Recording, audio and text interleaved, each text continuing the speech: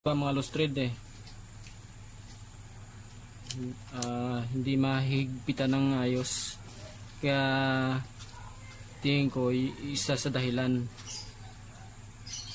yung maluwag na tornilyo.